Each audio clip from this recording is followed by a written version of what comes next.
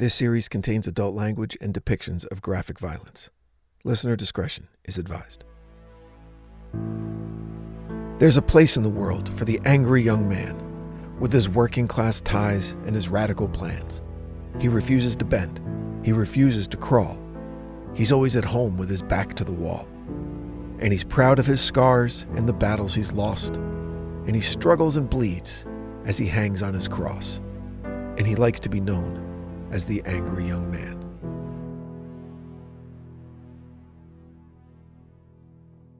In the summer of 1950, Elizabeth Broder was alone. It had been nearly a decade since her husband Tony had left her for another woman after only 4 years of marriage, a turn of events that she hadn't fully moved on from. In fact, she still went by her married name, Elizabeth Falco. Betty, to her friends, grew up poor in a Jewish community in Brooklyn, and when she married the handsome young Italian man, Tony Falco, she knew her fortunes had changed. And she was right. For a while. Unfortunately, Tony had a wandering eye and a very casual relationship with monogamy, and the marriage sadly ended. Betty, still young, attractive, and full of life, was on her own and became a waitress to make ends meet. It was in August of 1950 that she noticed a man, a regular customer in the diner where she worked. This man had begun to linger at the counter, make comments on how pretty she looked, even surprise her with a gift here and there. It wasn't long before this man, Joseph Kleinman was his name. It wasn't long before Joe asked Betty on a date, and she said yes. They hit it off right away, and Betty felt something she hadn't felt in years. Happiness. She envisioned a future with Joe. He was handsome, successful in business on Long Island, and his affections seemed genuine. However, not long after they started dating, Mr. Kleinman admitted a secret he'd been hiding from Betty. He was married. And further, he had no intention of leaving his wife. Betty knew that she should move on and find someone who could fully commit to her, but she had fallen in love with Joe and allowed the relationship to continue. She didn't mind that almost every time they became intimate happened to be in the back of Joe's 1950 Buick Roadmaster. It wasn't ideal, but again, Betty loved Joe and secretly hoped that she would one day win him over and they could be together properly. It would be one of these trysts in Joe's Buick, sometime in the late summer of 1952, that, in the spring of the following year, would produce a child. While Betty was overjoyed, Joseph Kleinman was less so. Kleinman would disavow any connection to the child and threatened Betty, not with violence, but abandonment, if she decided to force the issue. The prospect of being alone again was enough to convince Betty Broder to acquiesce to Joe's demands. The baby's name at birth wasn't Broder, and it certainly wasn't Kleinman. Instead, the healthy baby boy was given the last name of Falco, a decidedly Italian name, although both birth parents were Jewish. The exact reasons Betty chose Falco instead of Broder aren't entirely clear, but the reasons for what she did next are obvious. In a desperate attempt to keep her boyfriend happy and to keep his affections intact, Betty agreed to give her newborn son up for adoption. He was 3 days old. His name was Richard David Falco. Welcome back to The Devil Within, A Season in Hell. You're listening to Episode 2, Angry Young Man.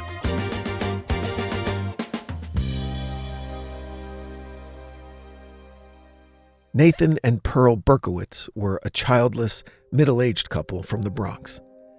They owned a mom-and-pop hardware store where Nathan worked 6 days a week. They were by no means wealthy, but the hardware business afforded the Berkowitzes a lifestyle that allowed for children. But none came. Both Nathan and Pearl felt something missing from their lives, a void that they knew a family, a child in particular, would fill. They decided on adoption. The idea of adoption in the United States in any organized and regulated way began with Reverend Charles Brace in the 1850s. The good Reverend would gather as many homeless, parentless, basically feral children he could in the 5 Points neighborhood of Manhattan, load them onto a train, and head into the Pennsylvania farm country. The local farmers would be notified in advance of the incoming train, and once arrived, the children would step up onto a platform for inspection and, if desired, would be claimed by a local farming family. This is where the term "put up for adoption" came from. If a child wasn't selected, they would get back on the train and head to the next town. The children would be cared for and taught the ways of the farm. There were, however, no legal ties between the families and these children, which the farmers eventually realized would become an issue when the time came for inheritance. The Massachusetts Adoption Act solved this issue with instituting the process of requiring court approval for adoptions, and it effectively redefined the term parent to extend beyond blood kinship and encouraged the building of families where adoptive parents assumed the financial responsibility as well as the emotional responsibility of natural parents. And it's a good thing, because often Reverend Brace took things way too far with his train rides into the country. Many children were so desperate to escape the slums of New York that they would follow Brace to the train station without informing their parents and just disappear forever. And Brace was aware of this. He knew that many of the children he placed with farming families weren't orphans. They just wanted out. Brace's organization required no notification of birth parents, but the adoption laws that would be enacted by 25 states in the 1850s alone put in some much-needed guardrails. The mid-1940s, just after World War II ended, began a time in the United States that would be called the baby scoop era. This era was characterized by an increased rate of premarital pregnancies along with a higher rate of newborn adoptions. A major goal of social work in this time was to decrease the number of children in institutions and increase the number of children placed in adoptive families. Michelle Cahan of the University of Massachusetts wrote in her History of 20th Century Adoption Practices, quote, "Adoption increased dramatically during this period, tripling between 1937 and 1945, and then doubling again by 1955. For the first time, adopted children outnumbered institutionalized youth. The reasons for this shift were twofold. First, illegitimate births increased significantly during the period, from some 130,000 children in 1948 to over 200,000 in 1958. With social bonds loosened by wartime, illegitimacy rates began to soar. At the same time, the demand for children to adopt grew as a result of the baby boom's rising marriage rates. During and after the war, parenthood was hailed as a patriotic duty. Childless couples were shunned, and record numbers sought adoption. As such, adoption agencies were inundated with requests for children. New medical treatments also enabled doctors to diagnose infertility earlier, leading couples seeking children to move on to adoption much more quickly. Wartime prosperity also contributed to this trend of increased interest in adoption. The paper continues, "The post-war increase in the popularity of adoption came about because it solved a particular social problem: the rise in white middle-class illegitimacy during the, quote, permissive society of the 1950s. The paper goes on, "Typical adoptive parents were white, married for the first time, in their mid-30s, infertile for a physical reason, active in their church, close to their families, psychologically well-adjusted, and consisted of mothers who planned to stay home with the child and parents who shared the adoptee's religion. The adoption agencies and their social workers were involved in actively shaping families according to the ideal norm of the day. This work encompassed, quote, perhaps the most ambitious program of social engineering seen in 20th century America. But looking back, there were some problems with these programs, problems that would manifest in tragic ways. You're making an argument against secrets. So there's a problem when you are told a narrative that's totally untrue, and then you are raised a certain way, believing the world looks a certain way, believing that your world was a certain way, and then finding out that not only is it not true, but the people who raised you were the ones who were complicit in this lie. And so your whole fundamental world starts to shift. It starts to break apart this whole idea of safety. Hi, I'm Seth Menachem. I'm a psychotherapist in Los Angeles. I run a group called the Menachem Psychotherapy Group. The way I would approach it is the way I approach anything in therapy, which is I really don't care what my opinion is. I have no views on the way people should make decisions in their life.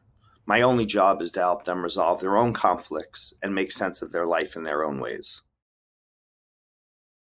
Efforts to maintain secrecy in the adoption process became paramount, ostensibly to protect the identity of, quote, broken women or unwed mothers who, if exposed, could face societal shame and potential ruin. There was also the advent of psychoanalytic theory. Freud's Oedipus complex has been cited as justification for denying birth mothers access to information regarding adoptive parents, for example. I will tell you my personal belief, which is probably the same sort of way that I look at things psychologically, which is I believe in a very open communication in households, and these things aren't secrets. Secrets already is implying that there's something wrong with what happened, that there's something to be ashamed of. Early psychoanalytic theory depicted these mothers as, at best, neurotic and at worst, psychotic. In her paper, Kahan contends that sometimes these mothers became pregnant in order to escape into a fantasy life. Now, that could easily be argued in the case of Betty Broder. She was in love with a married man and hoped to start a family with him, despite his strenuous objections. The secrecy, some argued, went too far, and that even the adoptee, years later, would be prevented from gaining access to information about their own lives. It would be up to the adoptive parents and them alone to decide whether or not to reveal the truth. Traumatic incidents don't necessarily create the same trauma for each individual who has that incident. You and I could get into a similar car accident and have different responses after that car accident. Different symptoms that come up, different feelings around it, different ways of engaging in the world because of that car accident. It's just how that incident has affected our own biology and the way we see the world. It doesn't mean that the event wasn't a triggering event. I've seen people decide that they don't want this person in their life, and I've seen people reach out and create relationships with the biological parent. I've seen also clients who have reached out to the biological family, or the biological family reached out to them, for example, which is how they have found out. And they attempted a relationship, realized that this family was not family the way they saw it, and decided that they didn't want this person in their life. There's no right or wrong answer here. It would appear that at the time of the adoption, Betty came clean about a few things. Although, as stated, the baby was born with an Italian name, but both parents were Jewish. That was important to Nathan and Pearl, and it checked the box about the child and adoptive parents sharing the same religion. So, at just 3 days old, the infant Richard David Falco was handed over to Nathan and Pearl Berkowitz. Their first order of business was to legally change their new son's name. While Pearl liked the first and middle names of her new boy, she didn't like the order they were in. She preferred David Richard over the established Richard David. And of course, her husband's family name replaced Falco on the new birth certificate. And thus, the family that Nathan and Pearl Berkowitz had always hoped for was complete with the arrival of their son, David Richard Berkowitz. David grew up in a warm and loving household with doting parents, and all the Norman Rockwell innocence of the 1950s in America. New York City was booming, crime rates were low, and the public school system in New York was organized and flush with a new crop of progressive young teachers ready to prepare the baby boom generation to take the lead in a post-war America. As a child, David showed promise as a clever, curious boy who was a quick learner and an avid reader. But he was bullied at the Bedford Park Elementary School, also known as PS 77, on Webster Street, just north of the Botanical Gardens in the Bronx. And that bullying continued into middle school. He was a heavyset kid, and some of the other students took to calling him Chubby Jew Boy. Young David didn't take this lightly. He took it personally, but he also took it as an opportunity to learn. So you could go one of two ways, right? You can get bullied, and the lack of self-esteem and the fear in the world has you walking through the world scared of others, subservient, feeling less than, and that has obviously a big effect on the psyche and depression and anxiety. The other thing that can happen is a kid who is bullied, especially a kid who's bullied, as you said, in middle school, pubescent age, beginning to head into puberty or in puberty, and they start to get bigger and realize that they now have some power and size. They then become the victimizers and bully others. As soon as he was older and bigger, he made it his mission to find kids that he could bully. It happens if you grow up in a home where you were bullied or abused in the family. It could also happen in school where you're bullied. But where ultimately the victims become the victimizers. It happens in all kinds of abuse, physical and sexual. If untreated and the way you've now lived in the world is this new construct, then that is how you live in the world. Essentially, a personality disorder is a disorder that is created in childhood, where you have learned to survive in your childhood using certain defense mechanisms that are useful for you during that period of time. So whatever home you grew up in, you create certain defense mechanisms and ways of living in the world that keep you safe, that are the best way to manage something when you are living in a world in which you have no control. So you could argue that it's very useful. The problem is you then take those personality symptoms, this way of living in the world, and you bring it into the world outside of your home. And now we have a personality disorder if those defense mechanisms are problematic. So I look at it this way. I'll say to clients sometimes, you were a medieval knight putting on heavy armor, and that armor was really useful for you in your childhood. It helped you really manage a difficult childhood.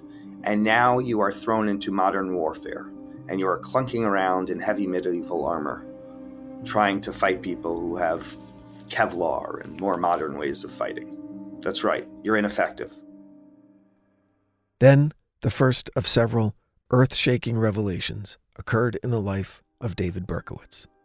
Revelations that psychotherapists would later define as the, quote, primary crisis of his life. When David was 8 years old, he was told that he was adopted. Even at that early age, the idea of adoption was a concept that David grasped easily, but an intellectual understanding and an emotional acceptance are two very different things. For some people, their belief is the family that raised them is their family and they don't see it any other way. And that compartmentalization has really helped them live in a world where they accept their adoption, they love their adoptive family, and the biological parents were, I'm thankful that I was born, but this is my family and I can totally compartmentalize that and I have no need from them. There were no unmet needs in my own home that are going to be met by meeting this biological parent. So that's some people. Some people feel like I love my adoptive family and they are my family to me, but I'd be very curious to find out who my biological family is, what can I learn from them, how similar are we, what would that experience be like? And they're able to do it and incorporate that in their psyche in a healthy way. Some are meet the other family. I've had stories of people who met their other family and then just regret it. After several long moments of contemplation in which David was apparently trying to figure out the best way to ask the woman he thought was his mother, the only mother that he had known actually, about his real mother. No sooner had he asked than he received a life-altering reply. He was told his natural mother had died in childbirth. That type of news would be devastating for anyone to learn, but for an intellectually sophisticated 8-year-old boy, the news presented an incredibly complex set of emotions that soon became overwhelming. When the dust settled, David Berkowitz was left with an abiding and near debilitating sense of guilt. He had convinced himself that he had killed his own mother. I in my office have seen so many people who've shown up here having their entire worldview thrown by the results of a DNA test. Some have been depressed, some have struggled, some have decided to reach out to the biological family, some have decided to keep secrets. None of them have become serial killers. I think that is a very important distinction. So David turned to the only mother he had, Pearl, and made her the object of his intense affections.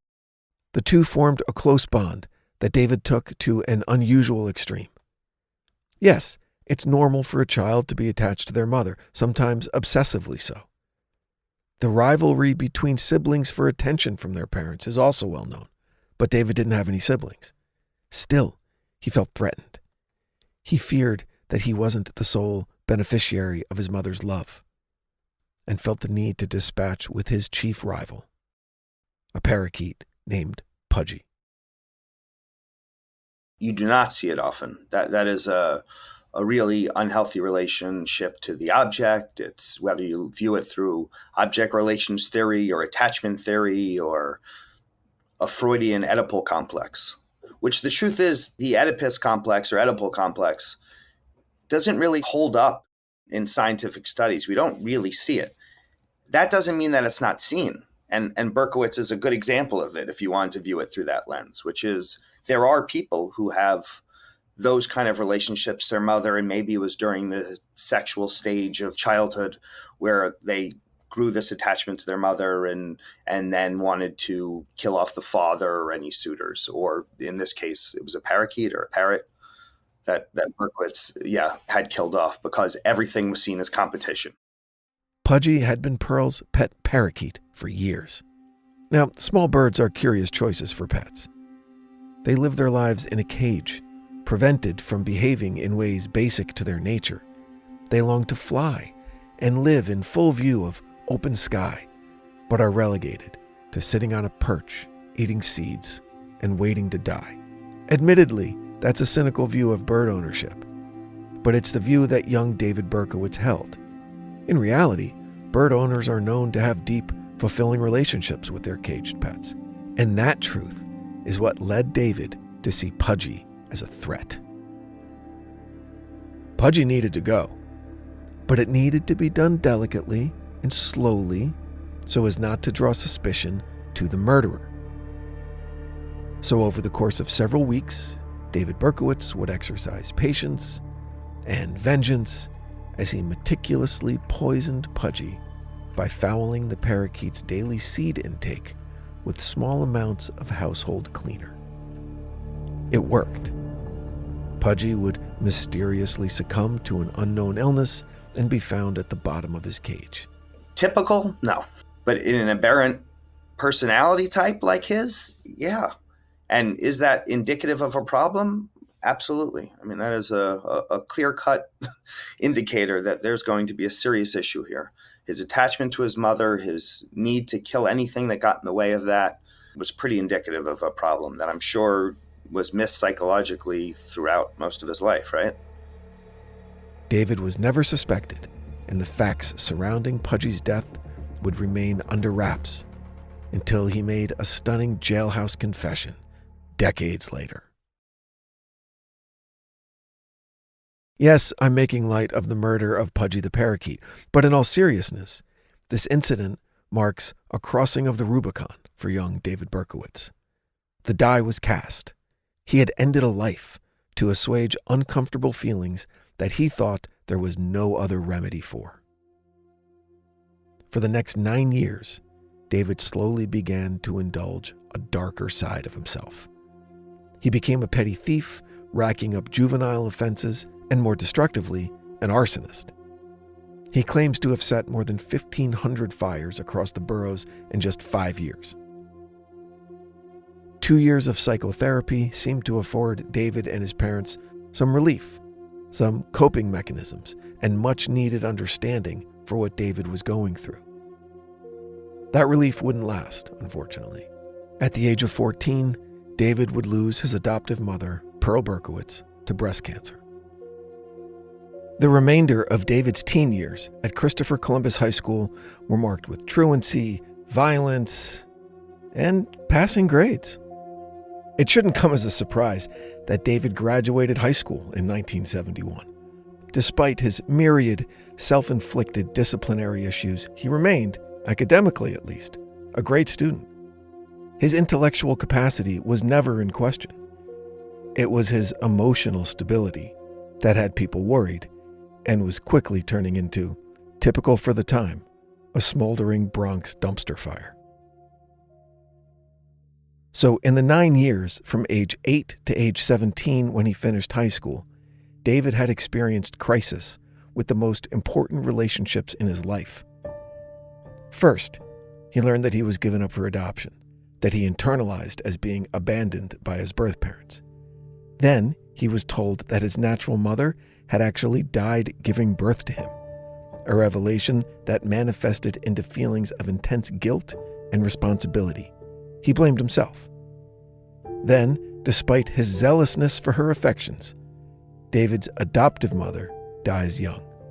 3 years later, just after graduation, David's father, the widower Nathan Berkowitz, informed him, "Hey, I'm getting married, and me and the new wife are moving to Florida. Oh, and you're not invited." Another abandonment. This time, though, it meant that David would soon have nowhere to live. Let me just get in front of this right now, lest anyone think that I'm trying to normalize or explain away David Berkowitz. I'm not. What I'm doing is laying the foundation for what would be unleashed on the city of New York. Much like the pressures that Tommy Sullivan was feeling from school and sports and family and church, or much like the pressures that Michael Taylor was feeling, unemployed, can't provide for his family, unrequited love for his new pastor, the things that led him to snap. These are the things in the life of David Berkowitz that led to his emotional break.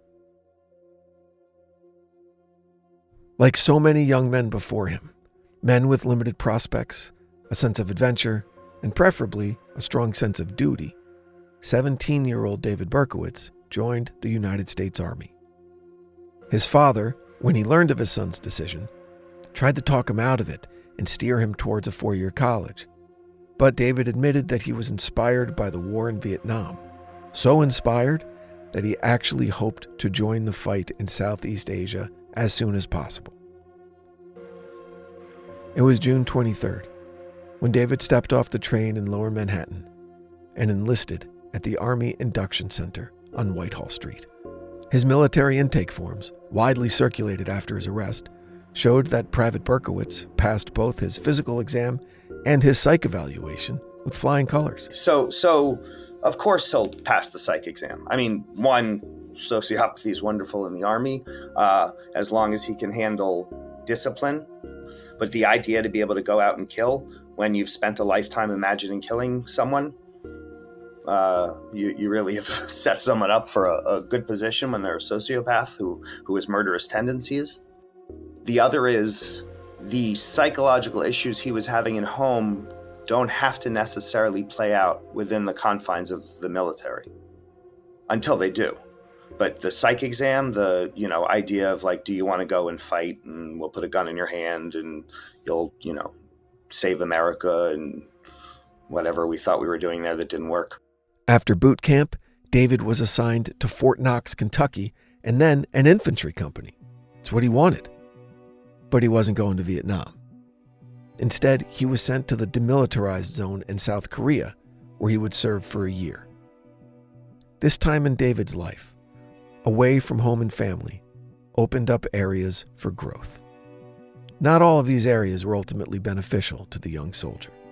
The camaraderie, team building, and discipline that the military life affords were all aspects of David's life that were sorely lacking, and it showed. While in Korea, David struggled with punctuality, often being late and incurring fines. Eventually, he was demoted from Specialist E4 to Specialist E3. He excelled in one particular area, though: firearms. Rifle marksmanship, to be precise. He qualified as a sharpshooter with the M16, but fell just short regarding his skills with a handgun. But he did receive extensive handgun training, a fact that would be very important just a few years later. There is one very telling incident that took place in Korea. One evening, Specialist Berkowitz missed his bus back to base and was subsequently missing for an entire evening. At his disciplinary hearing for the incident, he confessed to routine drug use and also implicated effectively his entire unit when he said it wasn't just him, but, quote, everyone was doing it. The it in question was LSD, and David attempted to blame the use of the psychedelic on his punctual failures. The admission of the use of LSD, although never mentioned again in his military records, is interesting in many ways, especially when considered alongside reports of his behavioral changes upon his return to the States in early 1973. With his tour in South Korea complete, David was sent back to Fort Knox. He seemed to fare better upon his return. Favorable disciplinary reports from his superiors and excellent marks for his skills as a military clerk, which was his other area of expertise besides marksmanship, made his time in Kentucky enjoyable and even allowed him to regain his rank of Specialist E4. His time in Fort Knox, however, highlighted a major change for David in a profound and lasting way. He stopped practicing Judaism and became a devout Baptist. It's unclear if his use of psychedelic drugs continued after his return from South Korea, but what is clear is how former friends and acquaintances described David after his honorable discharge from the Army in 1973. He was a different person, they said. A recent convert to Christianity with an extremely conservative view on sexual morality that he attempted to force on everyone he met. It has been argued that this was an excuse that allowed him to be at peace with his inability to connect with women. Well, God didn't want him to.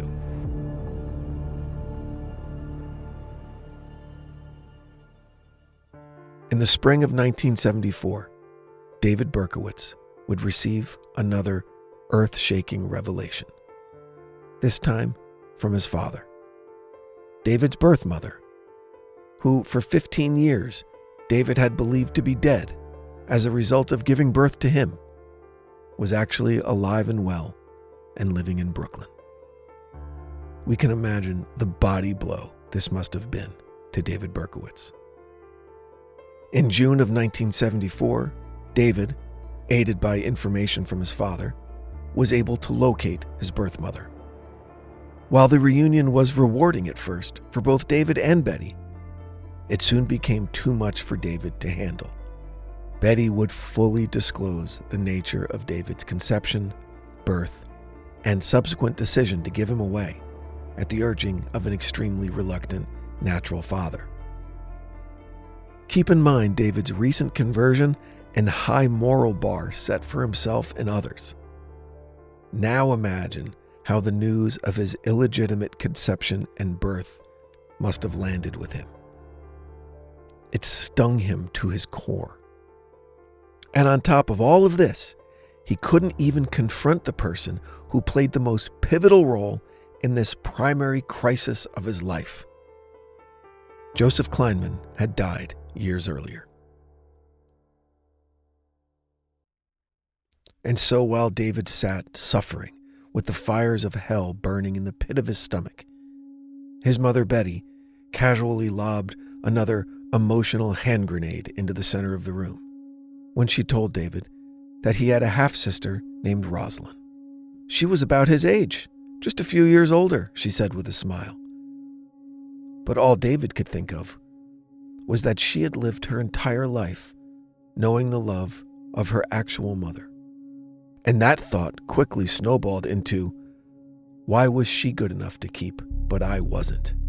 The already boiling cauldron of anger and despair was instantly transformed into a nuclear blast, where everything fused into a single monstrous goal: vengeance. Emotionally, David Berkowitz seemed to be searching for a tribe, a group to belong to, a family, just like the rest of us. He had skipped from Judaism to the army to becoming a devout Baptist to trying to connect with his birth parents, and all of these attempts seemed to backfire. His main psychological roadblock to happiness appeared to be the one that he couldn't resolve: the very nature of his existence. The news of his illegitimate birth and abandonment, coupled with his sudden zealotry for Christianity, fueled extreme ideas about sexual purity that he felt required punishment. But who was to be the recipient of his wrath? A full 18 months before the attacks on Donna Lauria and Jody Valenti, a 22-year-old David Berkowitz took his first baby steps towards serial killer infamy. Before he enlisted in the Army, he had briefly lived in the Bronx neighborhood called Co-op City. Briefly, in New York and other large cities, to live in a, quote, co-op means to live in a building that is owned by a corporation comprised of the residents that live there. These buildings are called cooperatives, and it's a type of ownership that a person can sell, often for a profit, if they decide to move. The person isn't selling the apartment they live in, but rather their shares in the corporation. So it's not technically a real estate transaction, although it can seem very similar to one. Co-op City in the Bronx is the world's largest cooperative community, with more than 15,000 units spread across 35 high-rise buildings and 7 clusters of townhomes. There are 3 shopping plazas, dozens of restaurants, and 8 parking garages spread across 320 acres. There are also miles of sidewalks and pedestrian bridges connecting the entire development. After the death of his adoptive mother, Pearl, David and his father lived in Co-op City until David graduated and his father moved to Florida. That is to say, David knew the area well. It's not clear where he got it, but David was in possession of a large hunting knife. It was December of 1975, and somewhere in the deep recesses of his broken mind, a switch was flipped or a circuit was blown, or he had finally heard enough of the screaming voices in his head that refused to be silenced, and he decided to take action. According to his own testimony years later, David concealed his knife inside his jacket and approached a woman from behind on a pedestrian bridge in Co-op City. When he was a few steps away, he brandished his knife and rushed the unsuspecting victim, stabbing violently several times. To his utter shock, his efforts were in vain. The woman's thick winter coat stopped the thrusts of David's knife, and the woman ran away screaming. This alleged victim was never identified, and the lack of details surrounding the attack lead many to believe it was a fabrication on the part of Berkowitz. But assuming the story is true, David would not be deterred. He quickly concealed himself in a parking garage and emerged hours later on a different pedestrian bridge, this time near Dreiser Loop in Co-op City. This next attack has been well documented. The victim was a 15-year-old girl named Michelle Foreman, a sophomore at nearby Truman High School. David attacked her from behind, stabbing her 6 times. Incredibly, Michelle's life was saved, again by the protection afforded her by the thick winter coat she had on. Plus, she was a fighter. When Berkowitz began stabbing her, she grabbed hold of him, started screaming, punching, and scratching at his face. Shocked by the strength and resistance of this small girl, and convinced he had inflicted enough damage to kill, David retreated into the concrete jungle and made his escape. Michelle Foreman would live through the ordeal and take her place in history as the first known survivor of a vicious serial killer. The big takeaway for David Berkowitz, new to the business of murder, was this. He didn't like the up-close and personal nature of knife attacks. Plus, it seemed he wasn't very good at it. If he wanted to continue his mission, and he definitely wanted to continue his mission, he would need a more efficient way of killing. Which brings us back to David's appearance in Texas to visit his old Army buddy, Billy Daniel Parker, and the straw purchase of a .44 caliber pistol. When David got back to New York, he started driving a cab, he took a job as an overnight security guard, and worked several menial jobs before settling into a full-time position as a letter sorter at a post office in Yonkers. Since he was working in Yonkers, he decided he was going to live in Yonkers. A small studio apartment on the top floor of a 7-story building at 35 Pine Street was where David would call home for the remainder of his life as a free man. Although inexperienced and disorganized, he had major plans for the next several months of his life. He had a car, he had a gun, and he had, of course, a righteous rage stoking his desire for bloodshed. All he lacked was inspiration. He needed instruction, a mentor, a master. When David Berkowitz took up residence at 35 Pine Street, it wasn't long before he was introduced to his neighbors, the Carr family. The Carr family consisted of 3 children, 2 boys about David's age and a younger sister. They had a family dog, a black lab named Harvey. And the head of the household was their cold, abusive father, a strict disciplinarian with a violent streak named Sam.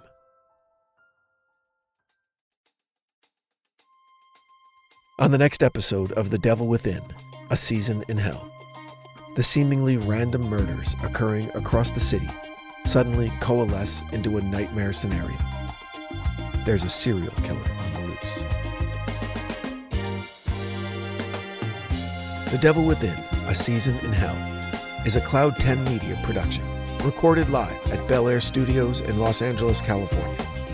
Written and produced by Brandon Morgan. Executive produced by Sim Sarna. Our post-production supervisor is Bruce Whitkin, who also provided original music for this episode. For The Devil Within, I'm your host, Brandon Morgan.